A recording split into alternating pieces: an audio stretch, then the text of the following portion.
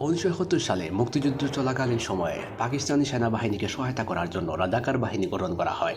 এদের মূল কাজ ছিল গোয়েন্দা তথ্য সরবরাহ করা, মুক্তিযোদ্ধাদের বিরুদ্ধে অপারেশন পরিচালনা করা এবং বাংলাদেশের স্বাধীনতাপন্থীদের গ্রেফতার করা। এই রাজাকার বাহিনীর সুনির্দিষ্ট একটি আইডেন্টি কার্ড এবং ইউনিফর্ম ছিল। ইউনিফর্মে স্টিল করে খোদাই করে লেখা ছিল রাজাকার। বাংলাদেশ স্বাধীন হওয়ার পর 1971 সালের মুক্তিযুদ্ধ নিয়ে বেশ কয়েকটি চলচ্চিত্র নির্মিত হয়। এ সকল চলচ্চিত্রে রাজাকার হিসাবে পরিচয় করে দেওয়া হয় দাড়ি টুপি পাঞ্জাবি পরা ব্যক্তিদের। আমি যদি এ সকল চলচ্চিত্রের কিছু দৃশ্য আপনাদের দেখাই, তাহলে দেখতে পাবেন এই প্রত্যেকটা দৃশ্যে রাজাকারের মুখে দাড়ি, পরনে পাঞ্জাবি এবং টুপি রয়েছে। এখন কিছু বাস্তব রাজাকারের ছবি দেখে নেওয়া যাক। আপনি এদের মুখের দিকে লক্ষ্য করুন।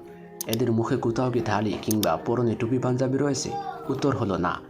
রাজাকারদের অধিকাংশই ছিল যুবক, তাই তাদের মুখে দাড়ি কিংবা পরনে টুপি পাঞ্জাবি থাকার প্রশ্নই আসে না। তাহলে কেন এবং কোন যুক্তিতে মুসলমানদের এই ধর্মীয় পোশাককে রাজাকারের পোশাক হিসাবে মিডিয়া ও চলচ্চিত্রে দেখানো হচ্ছে?